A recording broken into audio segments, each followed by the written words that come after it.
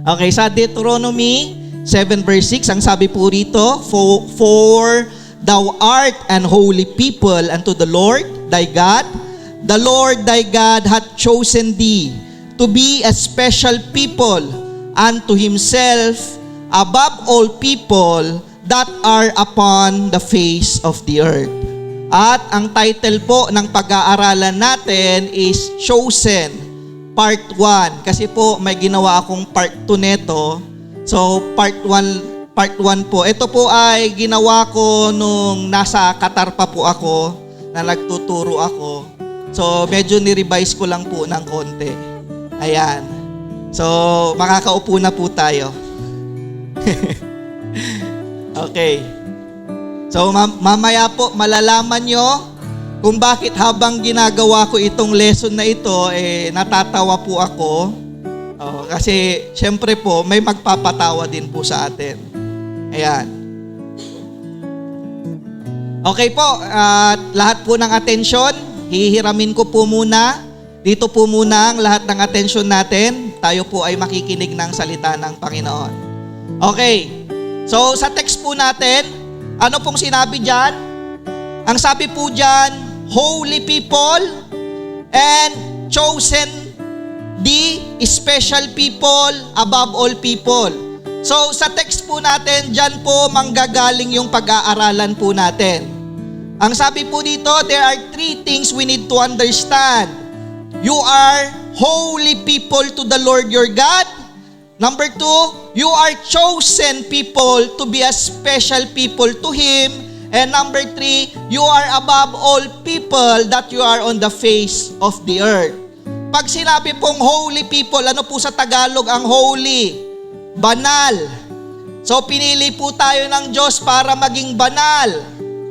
Pinili po tayo ng Diyos, chosen people to be special people. O sabihin mo, takasabi mo, special ka. Hindi special child special ka sa Panginoon. Ayan. At pangatlo, you are above all people. Pag sinabing above all people, mas mataas daw tayo kumpara sa iba. Yeah. Tapos, yung iba, ang tingin natin sa sarili natin, ang liit natin. Diba? Pero sabi ng Diyos, mas mataas daw tayo kumpara sa iba. You are above all people in the face of the earth. So, dyan po iikot yung pag-aaralan po natin. Okay, kaya nga po ang topic natin, chosen. Pag sinabi pong chosen, pinili. Amen? Special. Diba? Special tayo. So, maraming Kristiyano ang hindi nila alam kung ano ang katayuan ng pagiging Kristiyano nila at katayuan mismo nila sa harap ng Diyos.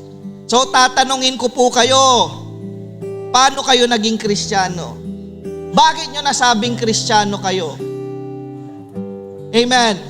Huwag nyo nang sagutin. Bakit kayo Kristiyano? Alam nyo ba ang katayuan ng pagiging Kristiyano nyo sa harapan ng Diyos?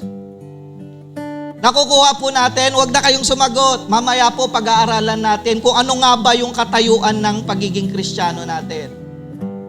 Marami ang hindi marunong magtiwala sa Diyos, marami ang mabilis matakot, marami ang mabilis malungkot, at marami ang mabilis mapaniwala sa pandaraya ng kaaway. Sabi mo, Kristiyano ka, pero nandyan ang pagdumating yung problema, takot ka na agad, wala ka na agad tiwala kay Lord. Pag dumating yung tukso, hindi mo kayang paglabanan. Sabi mo, Kristiyano ka. Sabi mo, Kristiyano ka, pero ang bilis mong manghina sa pananampalataya. Ang bilis mong manlamig sa pananampalataya. Napakarami po ng mga kapatid natin, tignan nyo yung bakante. Amen?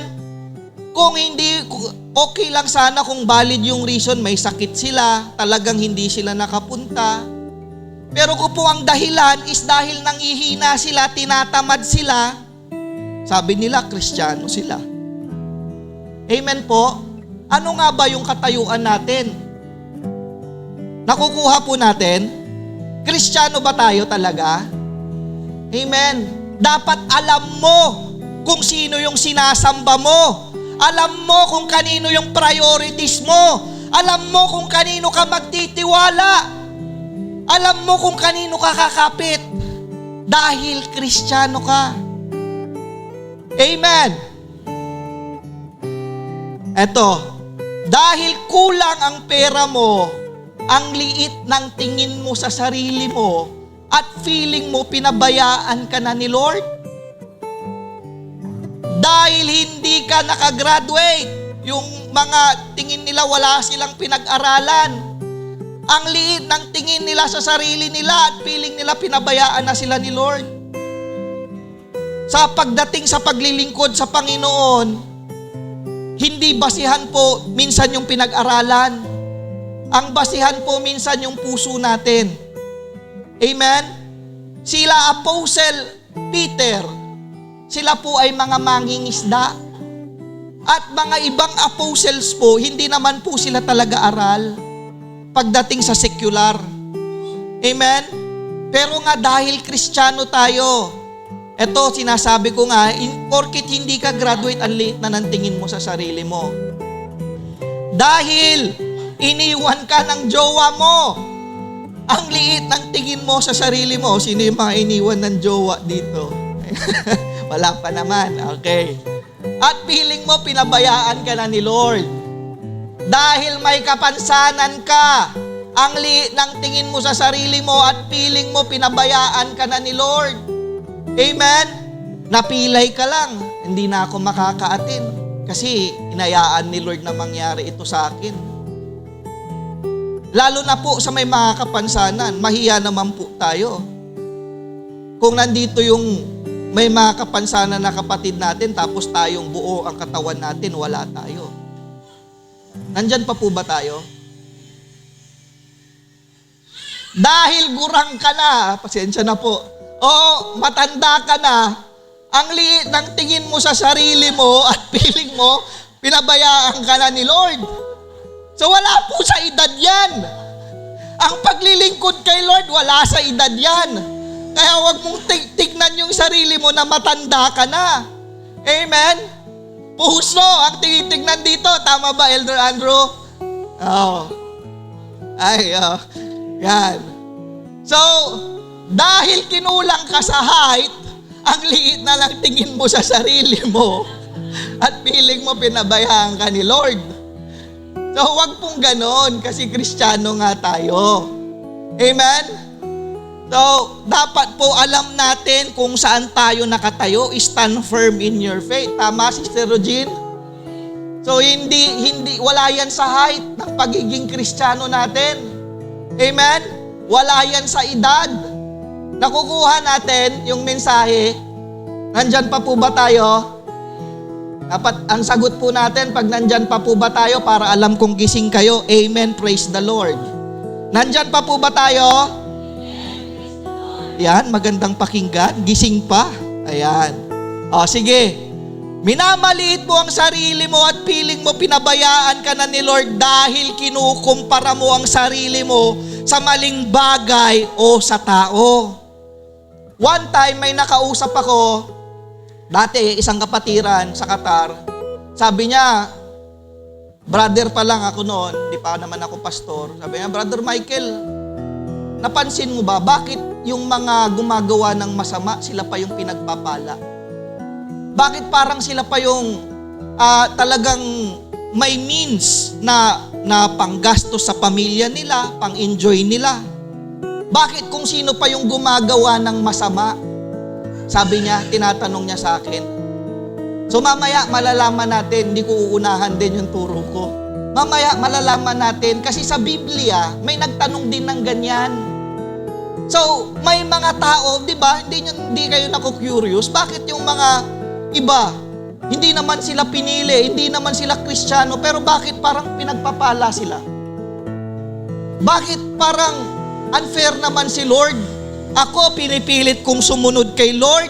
Pinipilit kong hindi magkasala. Pinipilit ko na mapanatili na magkaroon ako ng malinis na puso. Pero bakit sila? Ang dudumi naman ng isip at puso nila, pero parang sila yung pinagpapala. Natanong nyo na yan? Nagkaroon na kayo ng curiosity sa ganyan? Sige, sasagutin natin yan. Biblical po, biblical. Ito yung example na tanong dun sa Biblia. Why does the way of the wicked prosper? Why do all the faithless live in ease? Bakit yung mga masasama, sila pa yung pinagpo-prosper ng Panginoon, sila pa yung pinagpapala? Bakit kami na hindi naman nag-aagrabyado ng tao? Kami na iniingatan namin yung mga gawa namin. Kami patuloy yung lalong sinusubok. Kami pa yung parang nakaka-experience ng paghihirap, hindi ng kagaanan. Yan po, biblical po mga tanong na yan. Sa Job po, 21, 7-13, sige, basahin ko. Why do the wicked live on, growing old and increasing in power? They see their children established around them, their offerings before their eyes. Their homes are safe and free from fear. The wrath of God is not on them. Their bulls never fail to breed their calves and do not miscarry. They send forth their children as a flock. Their little ones dance about. They sing to the music of the timbrel and lyre. They make merry to the sound of the pipe. They spend their years in prosperity and go down to their grave in peace. Pero kapag babasahin po natin yan from 14 pataas, sa ipapaliwanag po ni Job, dahil na itong mga wicked people na ito, kahit ganyan yung nangyayari sa kanila, ang mata ng Panginoon ay nasa kanila. Ang kalooban ng Panginoon ay wala sa kanila. Merong nakaambang panganib kahit na ganun po yung nai-experience nila. Kaya wag na wag mong ikukumpara yung sarili mo sa iba.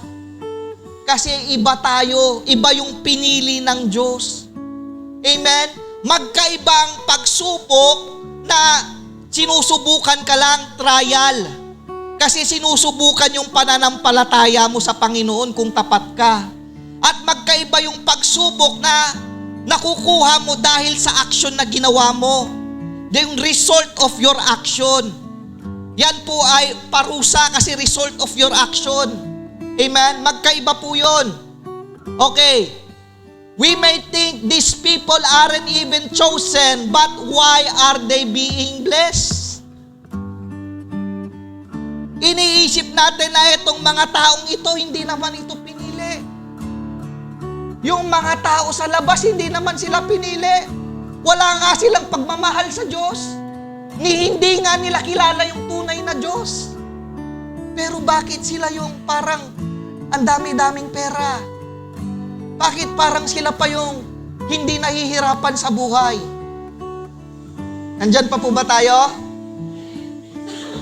Iilan na lang, may mga 5 nagising pa. Okay. Namomonitor ko po kung ilan yung gising. Kung sino yung nagsabing amen, praise the Lord. Amen. Sige.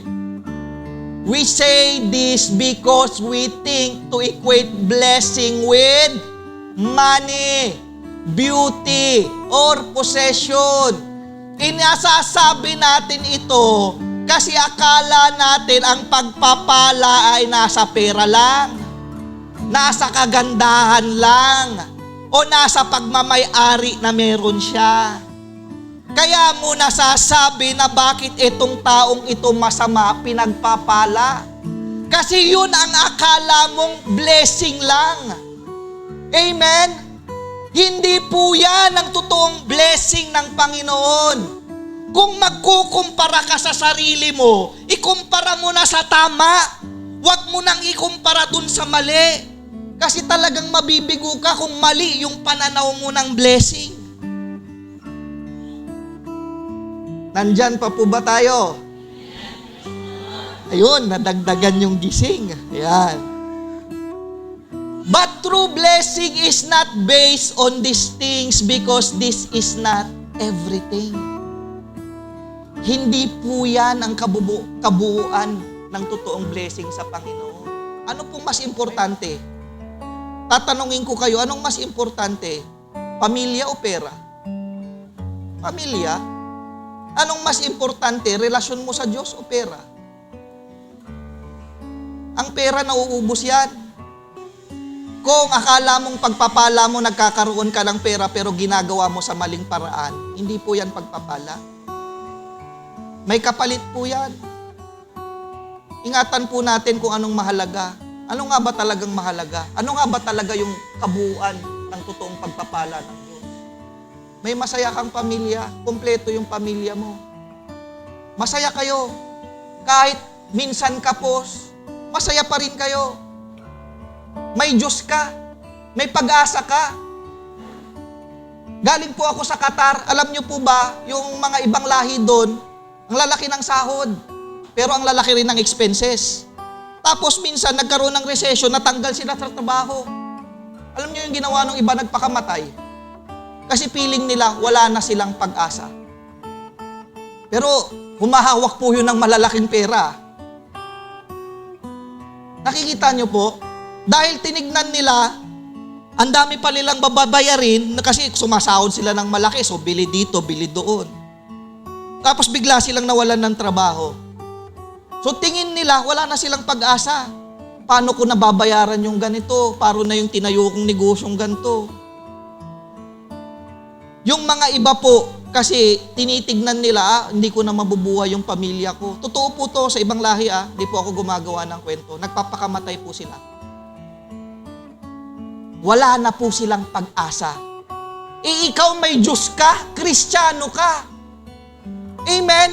Nakukuha po natin yung difference natin sa kanila. No, kahit na kinakapos ka, may Diyos ka. May inaasahan ka. Amen? Yung malusog ka, wala kang sakit, pagpapala na yan. Aanhin mo.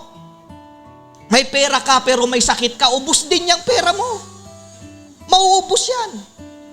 Mas magandang malusog ka kasi may kakayanan kang kumita pa ng pera. Amen? Kaya blessing. Walang halaga yung kalusugan natin. Walang value yan. As long as nabubuhay ka, as long as na may lakas ka, kaya mong kumita ng pera. Tapos sasabihin mo ang blessing lang, naka-focus sa etong mga material things, etong mga temporary things. Amen po? Nandyan pa po ba tayo? Sabi sa Mark 8:36, "For what it profit a man if he gains the whole world and loses his own soul?" Anong mapapala mo kung nasa iyo na ang lahat, pero ang kaluluwa mo mapupunta sa impyerno? Di ba po ang dami sa labas? Akala nyo nasa kanila na ang lahat? Kasi ang dami nilang pera, ang dami nilang negosyo, pero wala silang Diyos. Anong kabuluhan? Tingnan nga po natin, anong kabuluhan? Sabi mismo ng salita ng Diyos, mapapahamak ang kaluluwa mo. So anong kabuluhan ng lahat ng yan?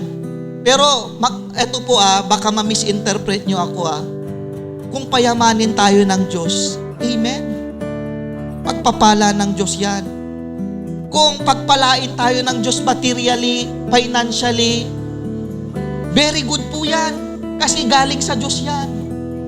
Ang sinasabi ko po rito, yung nakuha mo yung pagpapala na hindi naman galing sa Diyos. Yung ipinagpalit mo ang pananampalataya mo dahil lang sa mga material na pagpapalang yan. Yan po ay hindi galing sa Diyos. Amen po? 1 Samuel 16 verse 7, "But the Lord had said to Samuel, do not look at his appearance or his physical stature, because I have refused him. For the Lord does not sees a man sees. For one man looks at the outward appearance, but the Lord looks at the heart." So ang Diyos po hindi tumitingin kung anong meron ka, kung gaano ka kagwapo o kaganda. Walang nag-react. Walang maganda at gwapo ba rito? Kung gaano ka kagwapo o kaganda. Ayan, marami. Dumami yung gwapo at maganda. Ayan. So, ang Diyos po hindi tumitingin dyan. Ang pinaka-tinitignan po ng Diyos is yung puso po natin. Kaya tandaan nyo, anuman yung dumating sa atin, laging panatilihin po natin yung puso natin na maging malinis. Blessing man yan, thank you Lord, pero hayaan mo maging malinis yung puso mo. Pagsubok man yan, thank you Lord, kasi kinakaya ko, hayaan mo pa rin maging malinis yung puso mo. Amen? True blessing comes from God and it leads you to righteousness of God. Ang totoong blessing, inililid ka niyan patungo sa righteousness ng Diyos. Hindi ka niyan inililihis. Pag ang blessing na nare-receive mo, inililihis ka na, ingat ka. Pag-pray mo kay Lord. Amen? Kasi ang true blessing, mas lalo ka pang dadalihin sa Diyos. So, be careful of envy. Kaya nga ang daming tao nagtatanong bakit sila ganyan, bakit sila pinagpapala. Kasi ito po, isa sa major reason din is inggit. Dahil pumapasok po yung espiritu ng inggit sa atin. Minsan yung wala ka, gusto mo magkaroon ka kasi naiinggit ka. Kaya nasasabi mo na ikukumpara mo tuloy yung pagpapala na binibigay ng Diyos sa iyo at sa iba. Kasi gusto mo, yung wala ka nga naiinggit ka at sana magkaroon ka. Be careful of envy. Yan. So Psalms 37 verse 1, do not fret because of evildoers. Huwag daw kayong matakot sa mga gumagawa ng masama, nor be envious. Huwag kayong mainggit of the workers of iniquity. Huwag kayong maiinggit sa mga gumagawa ng masama. Kasi po may kahahantungan po sila. Ito po yung kahahantungan nila, Isaiah 3:10-11. Tell the righteous that things will go well. Sabihin mo sa katabi mo, magiging maayos ang lahat. Magiging maayos po ang lahat. Tell the righteous that things will go well. Because they will enjoy their fruit of their action. Huwag po kayong mag-alala. Darating yung oras pag nanatili po tayong tapat sa Diyos, mai-enjoy mo kung ano yung pinaghirapan mo sa Diyos. Hindi ka pababayaan po ng Diyos. Alam ni Lord kung ano yung heart desire mo. Alam ni Lord na gusto mo naging maayos yung pamilya mo. Alam ni Lord na gusto mong makagraduate yung anak mo. Alam ni Lord na gusto mong maging provider, good provider sa pamilya mo. Alam ni Lord lahat yan. Huwag po kayong mawalan ng pag-asa dahil may Diyos tayo na buhay. Amen? How terrible it will be for the wicked. Ito na. Pupunta na tayo sa mga wicked. Yan po yung kakainggitan nyo. Disaster is headed their way because what they did with their hands will be repaid to them. So, hindi po totoo na mag-i-enjoy sila dun sa mga tinasamasa nilang nagaling sa masama. Darating at darating po yung time, aanihin po nila yan. Kasi po ang salita ng Diyos, hindi po nagsisinungaling. Ang salita po ng Diyos, totoo at buhay. Huwag po kayong maiinggit. Alalahanin nyo, ang Diyos ang nagsabi, God says, you are holy people of your God. Nakakalimutan mo kasi Kristiyano ka, tinawag ka para maging banal para sa Diyos. Hindi para sa sarili mo. Tinawag ka para maging banal para sa Diyos. You are chosen people to be a special people to Himself. Tinawag po tayo para maging special. Ano ba yung special? Yung may ice cream sa ibabaw at may itlog? Hindi po ganon. Special, hindi po special child Special talaga harap ng Panginoon. Sabihin mo sa katabi mo ulit, tinawag ka. Yan po ang chosen, tinawag. Big sabihin, lahat tayo na nandito, tinawag. Amen? Kasi nagpagtagumpayan natin yung pagsubok natin. Bago pa lang makarating dito, alam ko na, may mga hindrances yan. Hindi naman po ganun kadali ang paglaban sa mundo, sa mga tukso, sa mga problema. Pero yung mapakita mo kay Lord na nandito ka, may takot ka sa Diyos, inaalala mo yung pagsamba mo sa Diyos, inaalala mo yung Sabbath day mo to keep it holy to the Lord. Ito kasi yung pinaka-Sabbath day natin eh. Ginagawa nating banal yan sa harapan ng Panginoon. Then you are chosen. At special ka sa harapan ng Panginoon. You are above all people that are on the face of the earth. Kaya wag mong ikumpara yung sarili mo. Amen po. Nandyan na po ba tayo? Wag mong ikumpara yung sarili mo sa maling tao, sa maling bagay. Ayan, tignan nyo yung picture. Sige, Brad. Stop comparing yourself to others. Tignan nyo yung picture. Kala niya, kamukha niya yung isa, pero bakit ang liit ng paa ko? At bakit pangu ako dito? Sabi nung isa. So, stop comparing. Tingnan mo yung katabi mo, hindi mo kamukha yan. Kahit anong gawin mo, hindi mo talaga kamukha yan. Diba? So, huwag mong ikumpara yung sarili mo sa iba. Kasi dyan nagmumula yung depression eh. Dyan nagmumula yung bumababa yung self-esteem mo. Bakit yung mga kaklase ko, ang gaganda pa rin nila, ako, ganito na ako, losyang na ako. Feeling mo lang. Kasi kinukumpara mo yung sarili mo sa maling tao. Bumababa yung self-esteem mo tuloy. Feeling mo tuloy hindi ka na maganda. Diba? Wala namang Kristiyanong pangit eh. So lahat ng maganda magsabing amen. Ang dami. Kita nyo? Diba? Gumaganda kayo dahil kay Lord. Because if you do, you will be insulting God and yourself. Iniinsulto mo yung sarili mo. At iniinsulto mo pinaka sa lahat ang Diyos. Kapag kinukumpara mo yung sarili mo sa maling tao. Holy people means God's consecrated people, isolated people, people who are set apart for God's purpose. Nung tinawag ka ng Diyos, ipinukod ka ng Diyos. It means chosen by God from amongst the millions of people for His divine purpose. Kung araw ng Sabbath day at wala ka sa church, so malamang hindi ka nakaseparate. Nandun ka sa mundo, kasama mo sila. Paano mo masasabing chosen ka? Hindi ka nga nakaseparate. Ito po yung consecration ni Lord. Pag nandun tayo sa church, di ba nararamdaman natin yung presence ni Lord? Pag nandito tayo sa church, di ba mas nakakapagpuri tayo ng malaya? Kaya nyo bang gawin yun sa bahay nyo? Pwede kang magdasal, maramdaman mo si Lord, yes.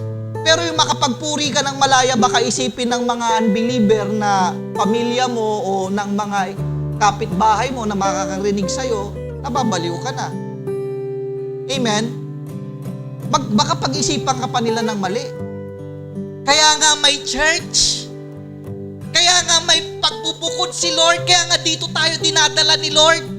Para mas maibigay natin yung 100% na pagpupuri natin kay Lord. Para ma-separate tayo dun sa busy ka na sa mundo. Sa trabaho mo, sa negosyo mo, busy ka na. Hindi mo pa na-separate yung sarili mo pagdating ng Sabbath day. Asan yung consecration doon? Asan yung pagiging banal natin doon na tinawag tayo ng Panginoon?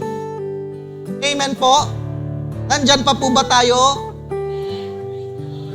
When we go to church, we show our fear to God and we honor Him and His words. Pag pumupunta tayo sa bahay-sambahan ng Panginoon, pinapakita natin na may takot tayo sa Diyos. Na binibigyan natin ng galang yung salita ng Diyos. Kasi nga sabi ng Diyos, make your Sabbath day holy unto the Lord. Gawin mong banal yung Sabbath day mo sa Panginoon. Amen? Ito po, Ecclesiastes 12:13, that the whole duty, ito kung mga hindi nakakaalam, the whole duty, kabuuang trabaho ng tao of a man is to fear God and keep His commandments.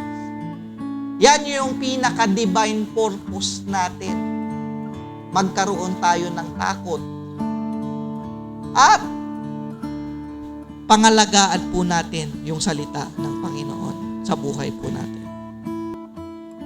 John 15:16, you have not chosen me, but I have chosen you, and ordained you, that ye should go and bring forth, and that your fruit should remain, that whoever ye ask in the Father in my name, He will give it